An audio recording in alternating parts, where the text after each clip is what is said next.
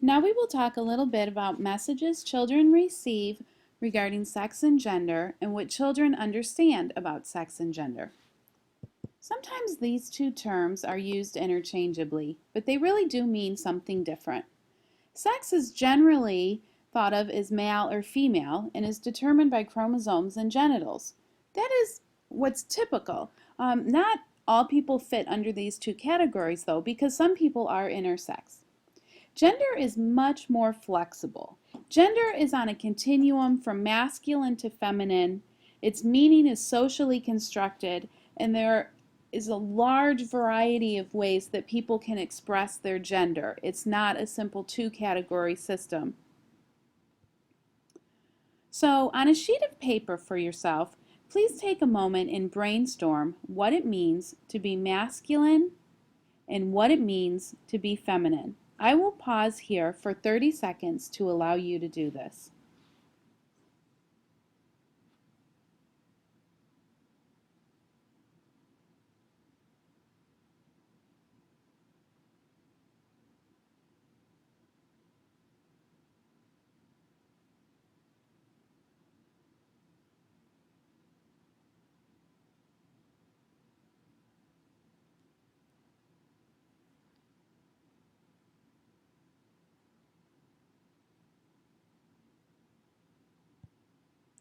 You probably came up with a list something like this. These tend to be the characteristics that are most stereotypically feminine and masculine. We will refer back to this list in a little bit, but it is important to sort out what we mean when we say feminine and what we mean when we say masculine. You can pause this screencast now to look through each of the items on these lists. These are things that past in-person ECDE classes have come up with when we have done this activity. So how do children learn this? How do children learn that that list means feminine, girl, and the other list means masculine, boy? How do we convey these messages to children? Well, oftentimes parents and teachers unwittingly pass these messages along, even if we don't intentionally mean to do it. From before children are born, we start ascribing characteristics to their personality based solely on their sex and their perceived future gender. If you think about it, before babies are even born, parents decorate the nursery in certain colors. If parents know that a boy is on the way, they might buy footballs, baseballs, other sports paraphernalia, fire trucks. If a girl is on the way, parents might buy dolls. And this is long before the child has even met the world. And so all these assumptions are made just based on the sex of the child. Also, we sometimes treat children differently based on their sex from the time they are born, and research does support this. We tend to be more gentle with our girl babies. We talk to them more. We talk to them more soothingly. We're a little rougher with our boy babies. An example from my own life would be my son Riley, who is very pretty. He was a very pretty baby, and people would comment on that when we would be out and say, "Oh, that baby's so pretty," and I might say something like, "Oh yeah, he is," and they'd get really upset and apologetic. "Oh, I'm so sorry. No, he's handsome. Look at him. Look how strong he is," and they would back up from it very quickly. Because when they learned that he was a boy, all of a sudden he couldn't possibly be pretty. We also, once kids start going out into the world and having playmates, or even in the home with siblings, when boys are more rough and tumble and aggressive, we reward that behavior. "Look at my little man. My little man's a fighter. Look at my tough little guy." While we punish it in girls, or certainly at least discourage it in girls, and we reward girls more when they're nice and when they're quiet and when they're clean. And so really early on we're sending these messages. Also, children look to the role models in their family. If mom is always doing the cooking, mom is always doing the kid care, mom is always doing the cleaning, that sends a clear message to the child that those are roles for girls to play. And if dad is the only one who fixes stuff, or dad is the only one who um, handles money matters, that sends a strong message about those things. What research shows us today is that women's roles have been greatly expanding. Women are working outside of the home, of course. Women are taking on greater responsibilities, including those that typically have been delegated to the dads. However, what we don't see is a corresponding increase in men's involvement in the home at the same rate. So while women are fixing stuff and earning money, we don't see dads correspondingly taking on a greater responsibility for taking care of the children, for example. And this sends a strong message to children. Also, when children take part in activities, we give them subtle messages, and sometimes they're not so subtle, but we give them subtle messages about whether we support that activity or not. And so we always have to be careful that we're letting children enjoy a wide range of activities and not limiting them. Speaking of toys, toys are very gendered. If you go in any toy store, this is an example from a toy store, it's very clear that this aisle is intended for girls. If you go into Toys R Us today, in fact, the, the stereotypically assigned girl toys even say girl above them and are pink. The walls are pink, and most of the toys against that wall are pink, as we see here. And the same is true. There's a section that's literally painted blue in most stores and a big sign that says blue. So imagine you are a girl who really wants to play with a transformer, for example. The only way you can do that is to kind of jump ship and go to the section specifically labeled boy and get your toy, despite the fact that you identify as a girl. And so that sends strong messages and tells children that some things are just off limits to them.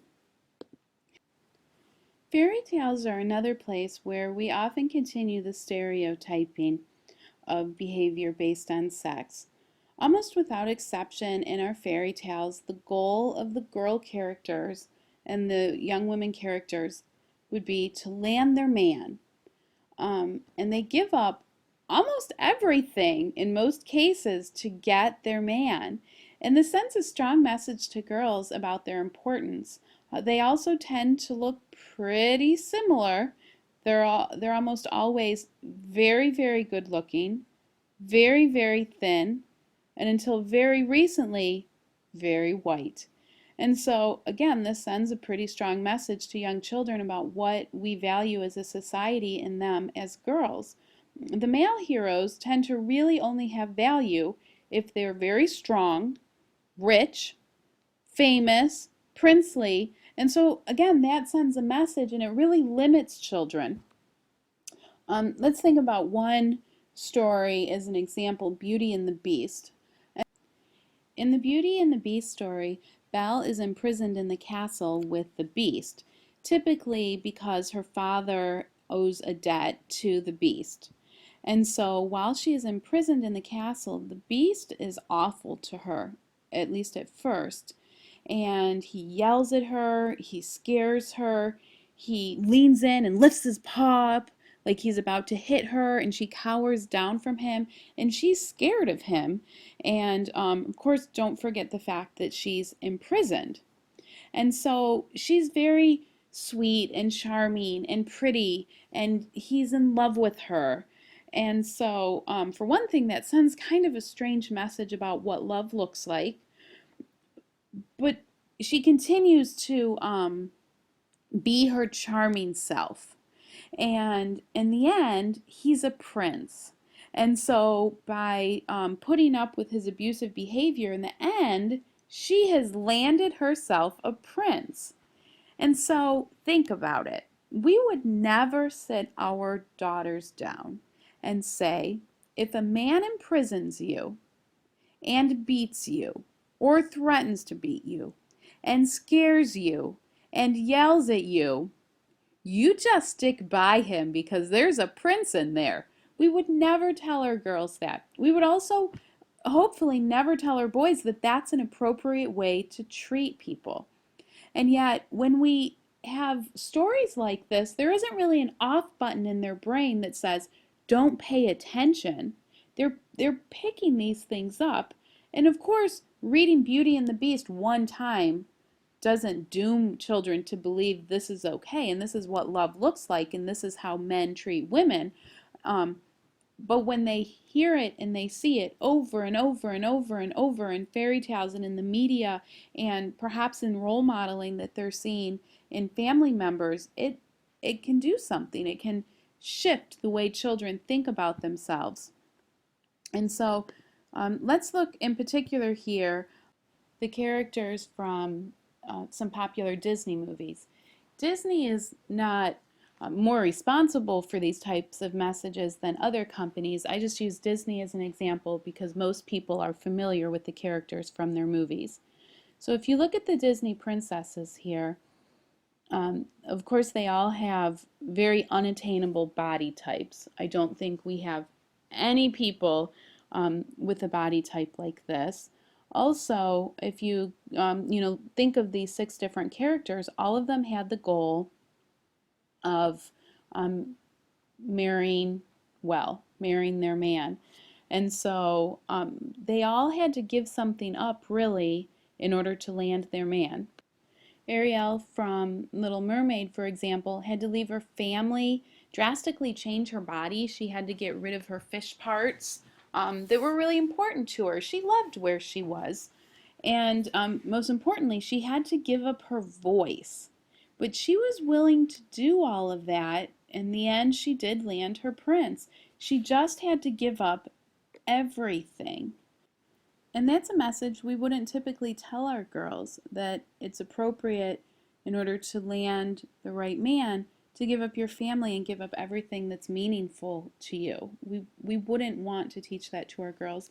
If you think about Cinderella, when the prince came through the village looking for her, he didn't even recognize her because what he was, or what she was to him, was beautiful. And apparently she wasn't beautiful enough if she didn't have magic worked on her to really attract him. And so her personality didn't matter. What she could say to him didn't matter. What mattered was her beauty.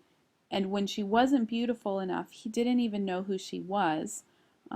If you think about Sleeping Beauty, she was in a coma when she got her kiss from the prince. And so he knew she was beautiful, and that's all that he needed to know. And so it sends kind of a weird message to girls that it doesn't matter how smart you are, it doesn't matter how talented you are, what you're interested in, that really at the end of the day what matters is that you're beautiful and you're thin, and that you are able to land your man with those attributes. And so if you think about the messages that are sent to boys, it's pretty universal. You just have to be rich, good looking, charming, and famous. And if you're not yet, you have to be on your way to that. And so that sends messages to our boys too about where their value and their worth is. And so if you think about a boy who maybe is a little bit more sensitive or who isn't very strong and muscular, where does he play into that? Well, I guess he's just not one of the good guys. He's not one of the princes in there. So we will end this here, but please also see the second video that is available for this class regarding sex and gender. Thank you.